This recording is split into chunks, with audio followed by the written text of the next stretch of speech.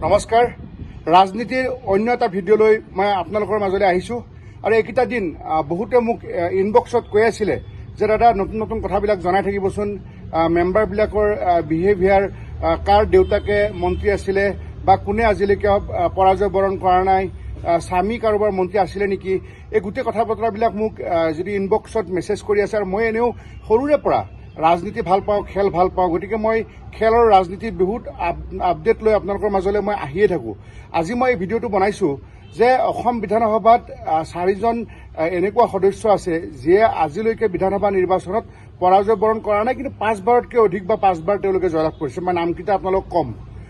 আৰু আনহাতে পৰিয়ালকেন্দ্ৰিক ৰাজনীতি বুলি যিটো কয়, যাৰ ঘৰত পলিটিচিয়ান মানে মিনিষ্টাৰ MLA আছিলে, কাৰোবাৰ দেউতাক, কাৰোবাৰ হাজবেণ্ড বা কাৰোবাৰ ককাক, গতিকে সেইটো কথাও মই জনাম। বিজেপিতো আছে, কংগ্ৰেছৰো আছে, BPFৰো আছে, অগপৰো আছে। গতিকে মই এই দুইটা বিষয় লৈ মই ৰাজনীতিৰ এই আপডেট খবৰখিনি মই জনাওঁ, কাৰণ বৰ্তমান সময়ত 16th আছাম এছেম্বলি মানে 6ষ্ঠদশ অসম বিধানসভা প্ৰথমখন অধিৱেশন 21 তাৰিখে আৰম্ভ হ'ব। সেইদিনাখনে প্ৰটেম স্পীকাৰ চন্দ্ৰমোহন পাটোৱাৰীয়ে 125জন আন সদস্যক তেখেতে শপত গ্ৰহণ কৰাব এজন এজনকৈ। মই এতিয়া আপোনালোকক জনাব বিচাৰিছোঁ যে বিজেপিৰ কোন 4জন নেতাই 5বাৰতকৈ অধিক জিকিছে, কিন্তু জীৱনত কেতিয়াও বিধানসভা নিৰ্বাচনত পৰাজয় বৰণ কৰা নাই। অজন্তা নেওগ গোলাঘাটৰ পৰা 2001, 2006, 2011, 2016 এই 4টা ইলেকশ্যনত কংগ্ৰেছৰ পৰা জিকিছিলে আৰু 21 আৰু 26ত বিজেপিৰ পৰা জিকিছে। 6বাৰ জিকিছে, এবাৰো হৰা নাই।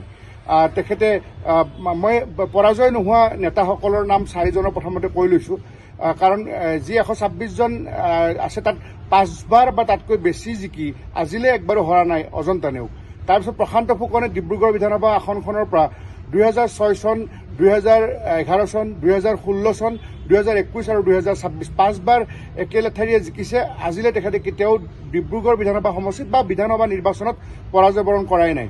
আন এগৰাকী হ'ল যিটো ৰূপজ্যোতি কুৰ্মী, তেওঁ 6বাৰ জিকিছে। তেওঁ আগতে কংগ্ৰেছৰ আছিলে, এতিয়া বিজেপিৰ পৰা জিকিছে। তেওঁ লাষ্ট যিটো এছেম্বলি 2021ত তেওঁ কংগ্ৰেছৰ পৰা জিকিছিলে, কিন্তু তাৰপিছত আকৌ বাই ইলেকশ্যন হৈ গ'ল। বাই ইলেকশ্যনত তেওঁ যেতিয়া বিজেপিত যোগদান কৰিলে তেতিয়া বিজেপিত জিকিলে আৰু এইবাৰ 26ত বিজেপিত জিকিলে। গতিকে মুঠ 6বাৰ তেওঁ জিকিছে, কিন্তু আজিলৈ এবাৰো পৰাজয় বৰণ কৰা নাই ৰূপজ্যোতি কুৰ্মীয়ে। গতিকে মই প্ৰশান্ত ফুকনৰ কথা ক'লোঁ, অজন্তা নেওগৰ কথা ক'লোঁ আৰু ৰূপজ্যোতি কুৰ্মীৰ কথা ক'লোঁ। আৰু এজন হ'ল অসম গণ পৰিষদৰ কলিয়াবৰ বিধানসভা সমষ্টিৰ পৰা আজিলৈকে বিধানসভা নিৰ্বাচনত 5বাৰ জয়লাভ কৰিছে, এবাৰো পৰাজয় বৰণ কৰা নাই। কিন্তু অৱশ্যে তেখেতে নিৰ্বাচনত পৰাজয় বৰণ কৰা নাই বুলি ক'লে ভুল হ'ব। লোকসভা নিৰ্বাচনত তৰুণ গগৈৰ হাতত তেখেতে পৰাজয় বৰণ কৰিছিলে। অৱশ্যে এবাৰ আকৌ তেখেতে তৰুণ গগৈক পৰাস্তও কৰিছিলে। গতিকে সেই 4জন লিডাৰৰ কথা ক'লোঁ, বিধানসভা নিৰ্বাচনত পৰাজয় বৰণ কৰা নাই, কিন্তু 5বাৰ বা তাতকৈ বেছি জিকিছে। অৱশ্যে আৰু বহু নেতা আছে যিয়ে পিজু হাজৰিকা আজিলৈকে হৰা নাই, কিন্তু তেওঁ 4বাৰহে জিকিছে। মই 5বাৰৰ ওপৰৰখিনি কথা কৈ আছোঁ। এইটো এটা বিষয় গ'ল। এতিয়া আৰু এটা অন্য বিষয়, কাৰ ঘৰত ৰাজনৈতিক নেতা মানে মন্ত্ৰী বা স্বামী মন্ত্ৰী বিধায়ক আছিল নেকি, তেনেকুৱা মই কংগ্ৰেছৰ পৰা আৰম্ভ কৰিছোঁ। আমিনুৰ ৰছিদ চৌধুৰী, তেখেতৰ পিতৃ, তেখেতে দক্ষিণ কৰিমগঞ্জৰ পৰা এবাৰ প্ৰথমবাৰলৈ জিকিছে। তেখেতৰ পিতৃয়ে 5বাৰ বিধায়ক আছিলে, মন্ত্ৰীও আছিলে, মুক্তাদিৰ চৌধুৰী। আৰু তাৰ ওচৰতে বদৰপুৰত জামালউদ্দিন আহমেদ সংসদীয় সচিবো আছিলে, কেইবাবাৰো বিধানসভা নিৰ্বাচনত জিকিছে, প্ৰায় 4বাৰ। তেখেতৰ ল'ৰা জাকাৰিয়া আহমেদ পান্না, তেওঁৰ দেউতাক যিহেতু সংসদীয় সচিব বা বিধায়ক আছিলে, গতিকে সেই দুজন হ'ল। তাৰপিছত আমাৰ ব্ৰহ্মপুত্ৰ উপত্যকাত ইয়াত তানজিল হুছেইন, তেখেতৰ ককাক নুৰুল হুছেইনে মন্ত্ৰী আছিলে, তেখেতৰ দেউতাক ৰকিবুল হুছেইন মন্ত্ৰী আছিলে। তাৰ ওচৰতে আৰু এটা সমষ্টি আছে, আপোনালোক সকলোৱে জানে যে ডাক্তৰ নজৰুল ইছলাম স্বাস্থ্যমন্ত্ৰীও আছিলে। তেখেতৰ পুত্ৰ ডাক্তৰ আসিফ নজৰ, তেওঁ 2nd টাইম এবাৰ লাহৰীঘাটৰ পৰা জিকিছে। তাৰপিছত আমি যদি আৰু অন্য সমষ্টি কওঁ, মহিবুৰ ৰহমান বাপি বুলি কয় মানকাছাৰত, তেখেতৰ দেউতাক ডাক্তৰ মতিউৰ ৰহমান মণ্ডল, তেখেতে আগতে বিধায়ক আছিলে 2বাৰৰ, গতিকে তেখেতৰ পুত্ৰই জয়লাভ কৰিছে। গতিকে এই মহিবুৰ ৰহমানৰ দেউতাক আছিলে বিধায়ক 2বাৰ। তাৰপিছত আমি আসিফ নজৰৰ দেউতাক মন্ত্ৰী আছিলে, তানজিল হুছেইনৰ দেউতাক মন্ত্ৰী আছিলে, ককাক মন্ত্ৰী আছিলে। তাৰপিছত আমি আমিনুৰ ৰছিদ চৌধুৰীৰ দেউতাক মন্ত্ৰী আছিলে, আৰু আন এজন হৈ গ'ল জাকাৰিয়া আহমেদ পান্নাৰ দেউতাক সংসদীয় সচিব বিধায়ক আছিলে। গতিকে এই 5জন আমি কংগ্ৰেছৰ ফালৰ পৰা ক'লোঁ। এতিয়া BPFৰ ফালে আছে শিউলি মহিলাৰী, তেখেতৰ হাজবেণ্ড CEM হৈ আছে, BPFৰ মুৰব্বী হাগ্ৰামা মহিলাৰী। অসম গণ পৰিষদত 2জন নেতা আছে, দীপ্তিময় চৌধুৰী বঙাইগাঁৱৰ 2nd টাইম MLA, তেখেতৰ হাজবেণ্ড সকলোৱে জানে সাংসদ, ফণীভূষণ চৌধুৰী মিনিষ্টাৰো আছিলে, 8 বাৰ বিধায়ক আছিলে। তাৰপিছত পৃথ্বীৰাজ ৰাভাৰ দেউতা বিষ্ণুপ্ৰসাদ ৰাভা তেখেত বিধায়ক আছিলে। গতিকে পৃথ্বীৰাজ ৰাভা, অসম গণ পৰিষদত এই 2জন আছে, বাকী BPFত এজন আছে ক'লো, 5জন আছিলে কংগ্ৰেছত, 4জন আছে বিজেপিত। তেওঁলোক ৰাজদীপ ৰয় দেউতা বিমলাংশু ৰয় এটা সময়ত শিলচৰৰ বিধায়ক আছিলে, বা ৰাজদীপ গোৱালাৰ দেউতা DP গোৱালা, দিনেশ প্ৰসাদ গোৱালা কংগ্ৰেছৰ মন্ত্ৰী আছিলে।